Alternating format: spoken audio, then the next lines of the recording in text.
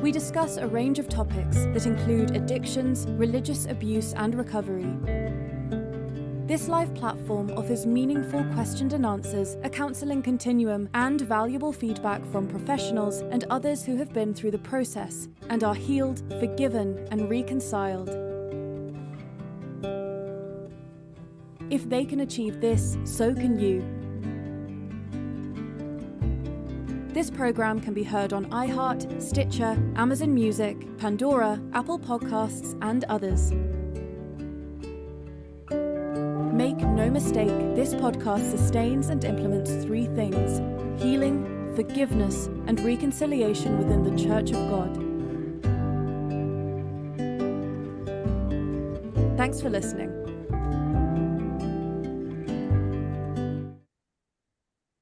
Good day, friends. Good to see you again for the podcast, Wounded Hearts, Wounded Churches. Glad to have you part of this podcast tonight. We present a litany of different topics. We discuss different addictions, religious abuse, recovery. But this live platform offers counseling continuum and, of course, exciting question and answers period with our guests. And again, glad to have you here tonight for the Wounded Hearts, Wounded Churches podcast. You know, friends, the opinions expressed on the podcast, do we always agree? No, we don't.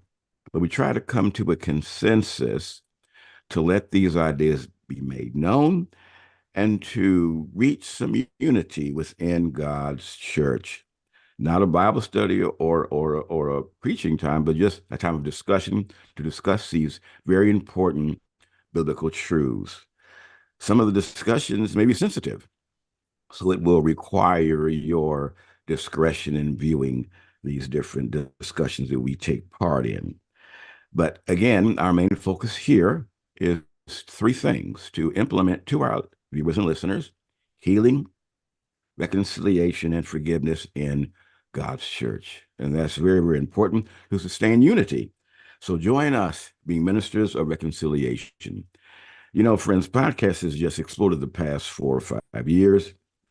Can you imagine 400 million viewers globally? We have people on our podcast from East Africa. It'll be a guy from West Africa, I think, in about 4 weeks. And just everywhere we can reach out to people with this message of unity and forgiveness and healing within God's church. And again, I mentioned to you earlier, Mr. Daly did a book on the church. Can you imagine? 40,000 people have stopped attending service. 10,000 of those approximately left because of hurting situations. But what I found out, if you did have church hurt, the church can heal. It really can. So this podcast, you can be heard via our director, has expanded these different platforms through her diligence. We can be heard on Popple, Podium, Soundwise, Mumbler, Gesso, Hubhopper, also Buzzsprout, Amazon, Google, Poddashed, Music, Pandora, Review, Apple Face, and so many more. So we're just glad that you can be a part of this outreach. We want to introduce our staff who works with us here. Our director, Ms. Tennille McLeod from the Atlanta, Georgia area, a mom of 4. And of course, she homeschools and she has some ducks and chickens there also too. And plus, she's the founder of Arise magazine. Also, we have Pastor Mickey Mullins. He's in the Alabama area.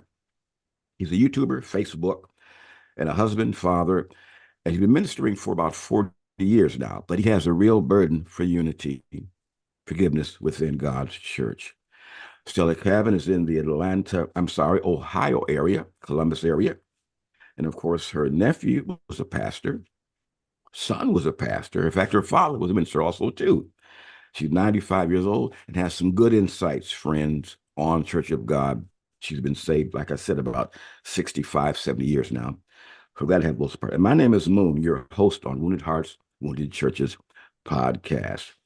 And friends, you know, we need your prayers because each week our staff here wants to meet and exceed the highest podcast standards in podcasting excellence. That's our goal. So pray for us. We can give you the best content possible. But tonight, a special guest, Mr. Ricky Sluder. He's an author. He wrote the book Accepting Truth, Finding Hope. You can find it on Amazon, Barnes& and Noble, and other areas also, too. He's the founder of Accepting Truth, Finding it's a Accepting Truth. It's a faith-based program. We'll hear more about that in a moment. But it's a program for counseling for those who are in need. He's been featured on ABC, NBC, Fox News, and also Wounded Hearts podcast program. Ricky has a CFE. He's a lecturer and was a police and detective and the father of lovely Kylie. Rick, glad you're here tonight. Good to see you again. Let's give him a hand if we can. I'm glad he's here.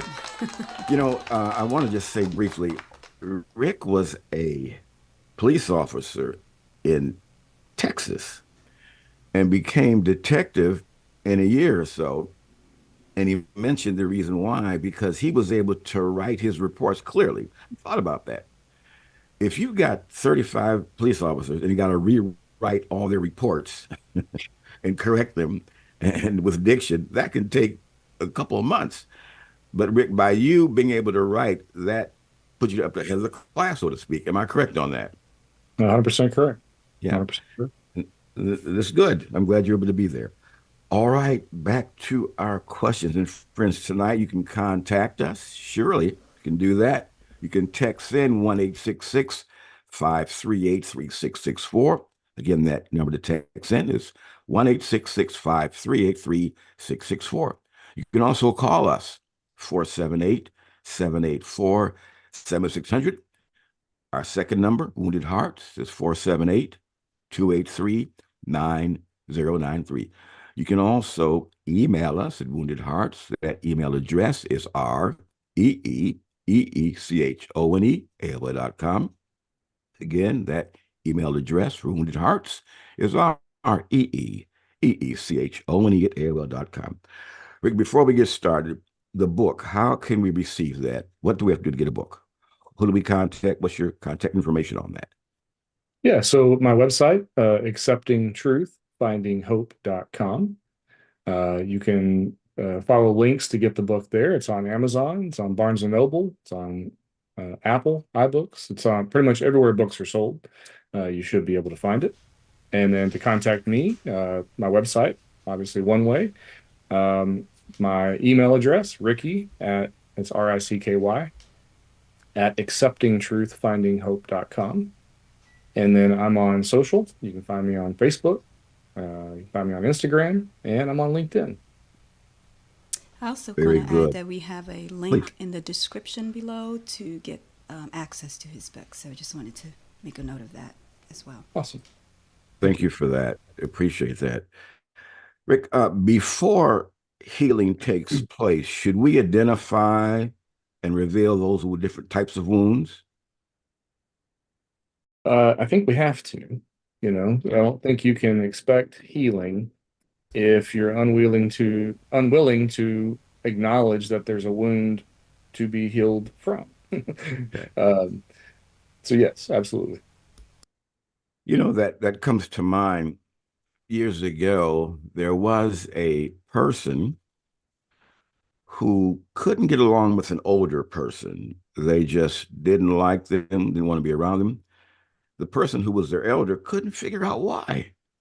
Come to find out, this very educated person had a bad experience as a child. This person looked like that person, and they were spilling over, like you mentioned last week about the water spilling over onto that person. So they had identified that person from their past and was spilling over on that individual. What do you think about that? I think that is all too human. And I'll take that a step further.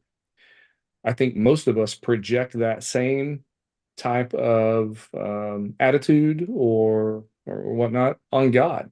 If you had a father who was abusive or ugly to you, or too authoritarian, or an overbearing mother, or people who bullied you, we tend to project that not only on others, but we project it on God too. And Rick, can't that work for the positive side? Tell you the reason why.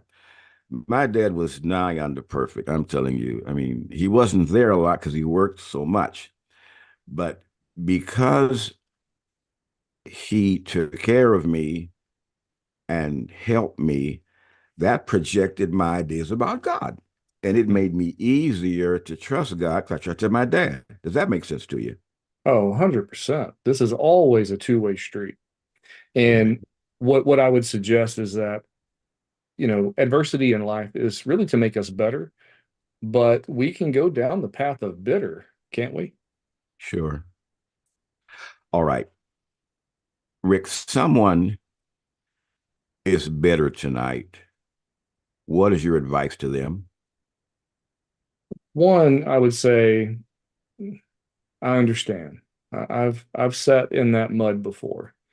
And it's hard when you feel wronged and you don't feel like there's a way to overcome it or to, get justice. I'd say that most of us, that's what we want. We want that person to pay for what they've done wrong.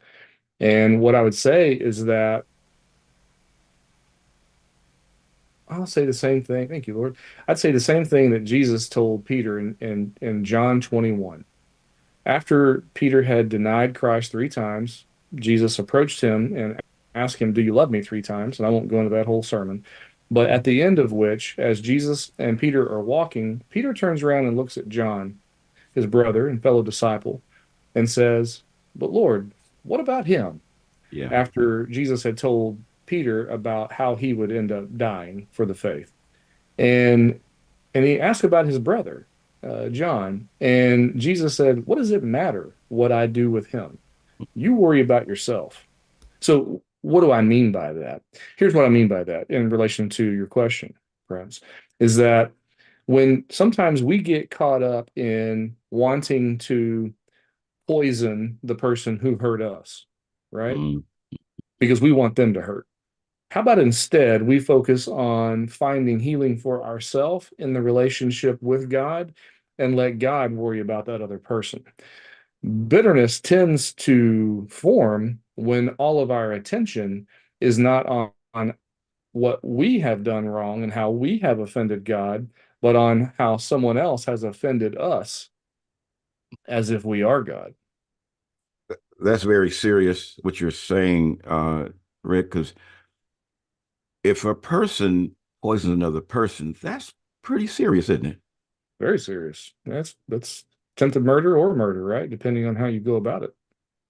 And in many cases, Jonathan Edwards, he was a preacher some years ago in Northampton, preached a good message, and many were saved. And then a few years later, he said they blackened my name and they got rid of him. Major revival, they got rid of him. And once they blackened his name, he never did get that off of him. Never did change on that. So that poisoning is a very serious thing, isn't it? Very serious. My gracious. All right, let's discuss the four essential needs. You mentioned acceptance, identity, and purpose. Which, Security and and purpose. security, right? Yeah. Which one do you think is the most important? Acceptance, security, identity, or purpose? Well, I think the most important is identity. And I Okay. think identity tends to drive each of the others. Okay. And if you notice in Luke 4, when Jesus was in the temptation and Lucifer approached him, the very first thing he said was an identity question. If you are the Son of God. So he attacked his identity. And that is what the enemy Mm, tends to do to us on the constant. Now, okay. let's take that one as I'm going to say the chief need, and let's set it to the side for a moment because our actions tend to revolve around two of the others, and that is acceptance and security. And what do I mean by that? Well, we tend to think acceptance is for us, and so we strive after that, trying to get it from other people. Notice how great I am. Give me the trophy. Remember what the disciples thought? Who's going to be the greatest of us? Yeah. Right? Yeah. Yeah. Right. That's they're striving for acceptance. And then why do we do that? Because we're insecure. That's why. We want someone to affirm us. And if I'm striving for it, let's say a person is striving for my acceptance. Mhm. I want Moon's acceptance. Then that puts me in a position of authority over them, doesn't it? It sure does. In fact, they surrender their authority to you, don't they? Right. Because now you get to do what? You get to identify them. And that gives me a higher position than them in my mind, in their mind. That's right. And I have the authority. I didn't take it, but they gave it to me. And so I can use that to my advantage or disadvantage to them, etc. Is that common today, do you think? That's very common. Let me take that back and make it biblical for those of you who Okay. may be scratching your head wondering how it is. What did the second test that Lucifer brought to Jesus? He took him on top of a mountaintop, Mhm. right? Mhm. And he told him what? He said he showed him all the kingdoms of the world from beginning to end. And he said, if you bow down and worship me, I will give you the authority of these kingdoms because they have been what? Given to me. Right, You right. see, Adam and Eve surrendered their authority to Lucifer when they took the deal with the devil in the garden. We all do it every single day.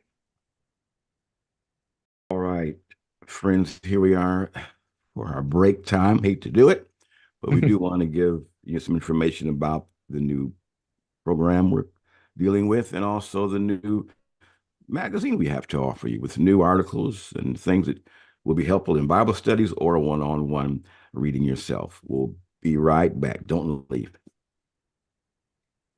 Greetings. Wounded Hearts, Wounded Churches is a weekly podcast reaching out to the disenfranchised, disconnected, or wounded. Remember, you are not forgotten. You went through a debilitating situation. As a result, we are reaching out to you in love with forgiveness, reconciliation, and healing. We also offer an exciting magazine called Arise. It's an excellent fit for class discussions or personal devotions. Arise can be purchased through our website or by calling 478-784-7600. This podcast was designed by Church of God for Church of God. Don't go away. Stay tuned for more exciting conversations. Thanks for listening. We're back with you.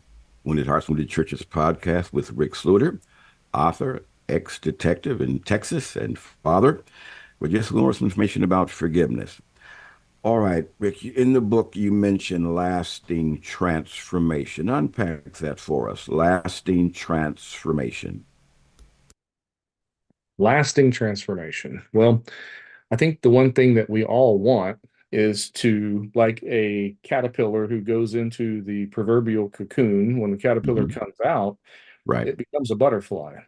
Now, how many butterflies have you seen act like a caterpillar? Probably No, not very many. haven't seen Why? it. Because the transformation was lasting, right? So when we go back to what I spoke to, I think in the previous session that we had together around the sanctification process, the sanctification process is very much the growth period where that transformation is taking place. And what we should see is that as we are grappling with our sin and our wounds and our strongholds on the early side, as we begin to deal with them, we begin to mature, much like that caterpillar is maturing or evolving inside of that cocoon. And I would liken that process very much like a cocoon. And once we do come out of it, you'll hear people say, and the Bible even says, you're a new creature, right? Whenever Yes. when you are Yes. saved. Now, sometimes in the church, we see each other and we're like, is that brother saved? Because I don't know. Look how he's living his life, right? And then one day, maybe weeks later or years later, you run into that person, and you're like, man, something's different about Ricky. Well, it's because I have been allowing my spirit to be fed and it is maturing instead of my soul. You know, we as people, I may want Twinkies and hamburgers and pizza, right? But it's not good for my body. Well, I may want porn and sex and alcohol and drugs and all that, and that feeds my soul, right? It's also not good for my body, but really I'm feeding sin to my soul. That's the sin center. Mm. And if we're able to feed our spirit by what? By having relationship not only with each other, dealing with the sins that we have, 1 John 1:9, as well as seeking the Lord and being in relationship with Him, reading the Word and allowing that to be a diet that we are consuming, our spirit is going to begin to get fed. And as a result, we're going to go and sin no more. So therefore, we're able to do the transformation process in a way that I may not be the man today, Prince, that I want to be, but thank God Sure, I'm not the man I used to be. sure, sure. Lasting transformation, daily choosing to be more like Christ and less like Ricky. Any questions from our director? No, not at the moment. You also mentioned in the book ineffective cycles. Ineffective cycles. Unpack that for us. Well, I think primarily ineffective cycles would be that, we tend to be creatures of habit. It's true. And Very and true.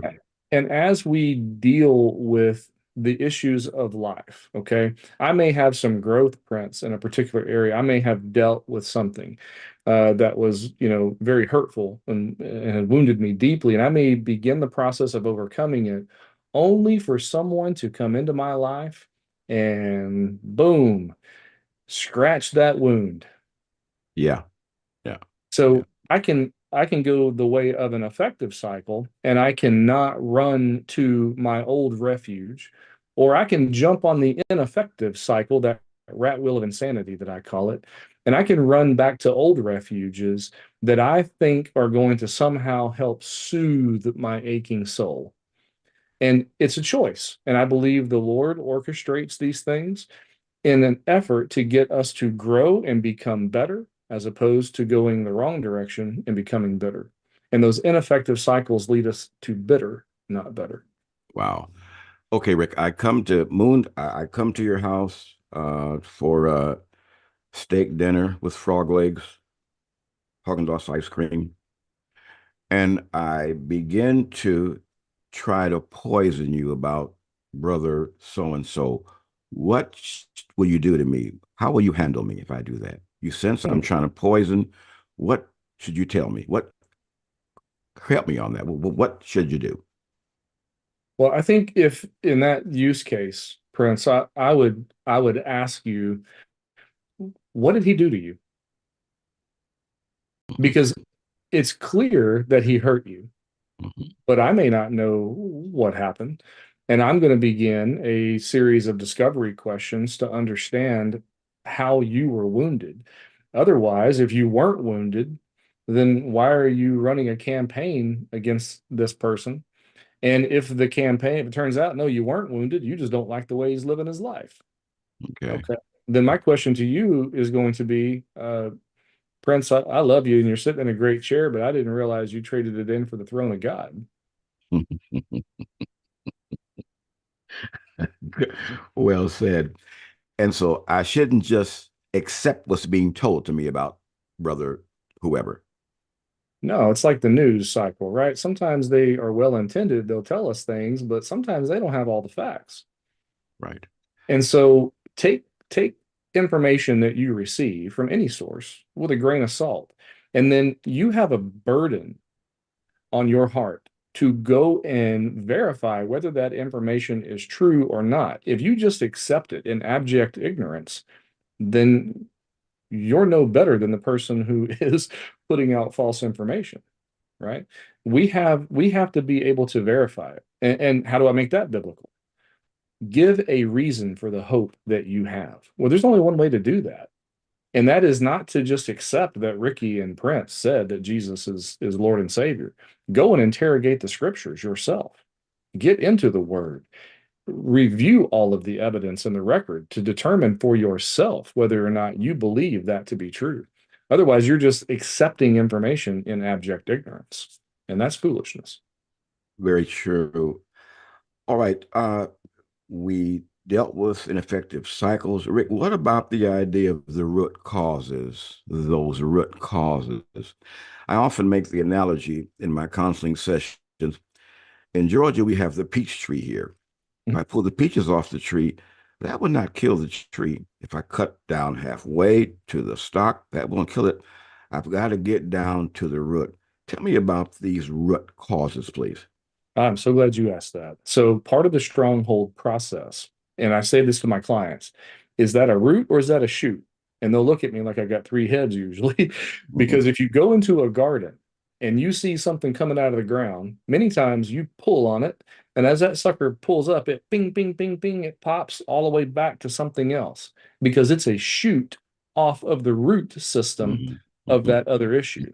So, what does that mean? Maybe I'm in a marriage and maybe I don't think my marriage is going great because I think she's being mean to me, right? She's saying things that I don't like and that sort of thing. Maybe that's just a shoot. Maybe my real issue is stuff that I dealt with in my childhood.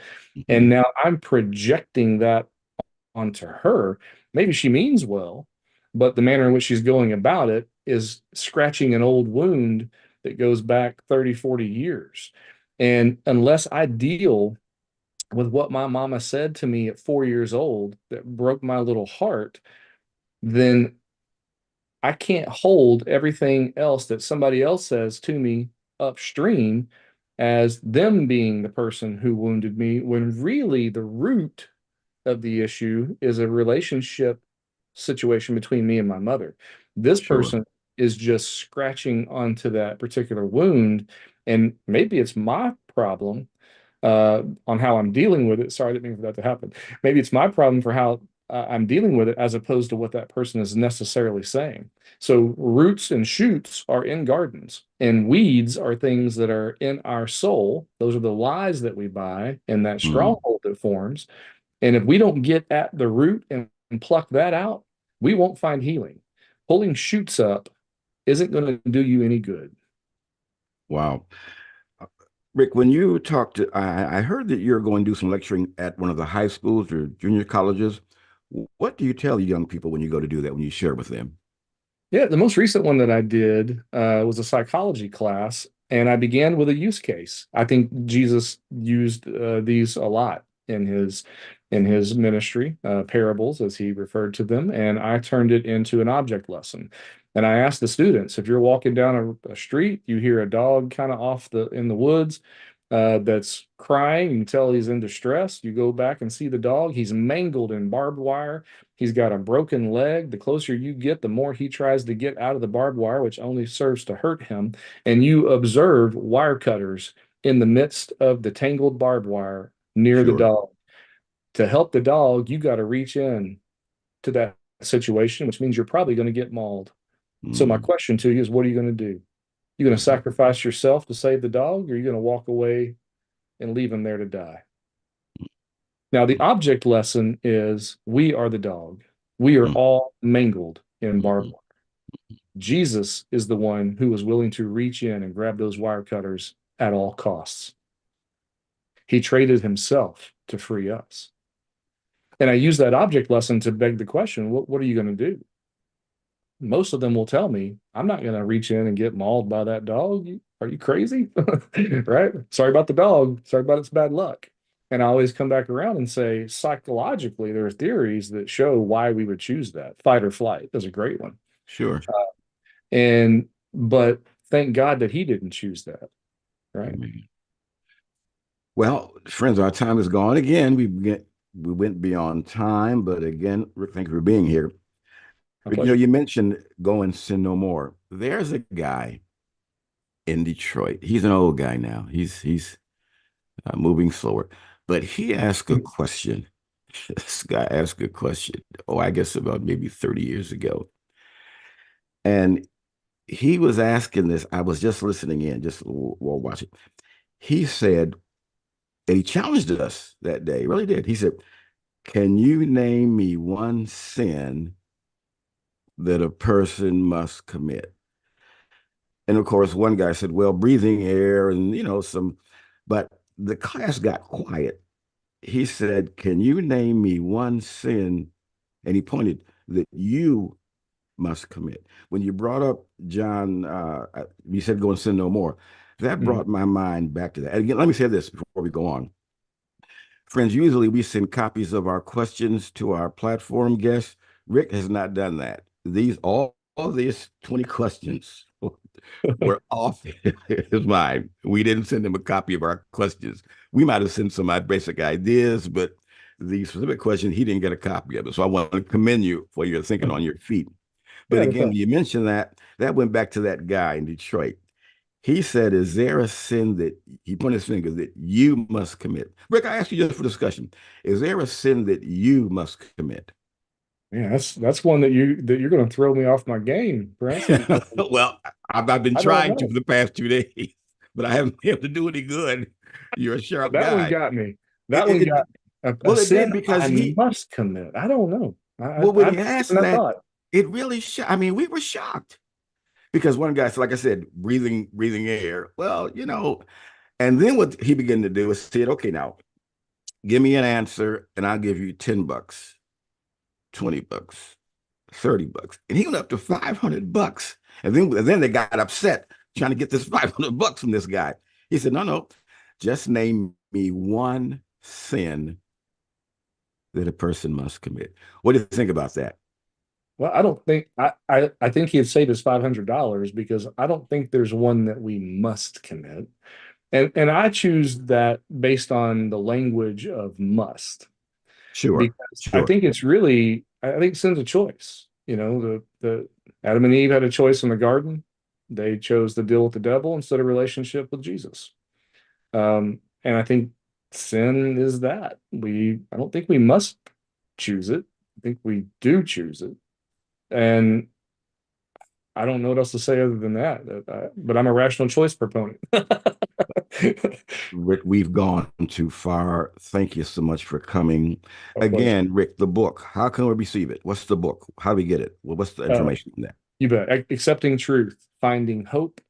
Accepting Truth, Finding Hope. It's on Amazon, Barnes and Noble, Apple iBooks. It's everywhere books are sold.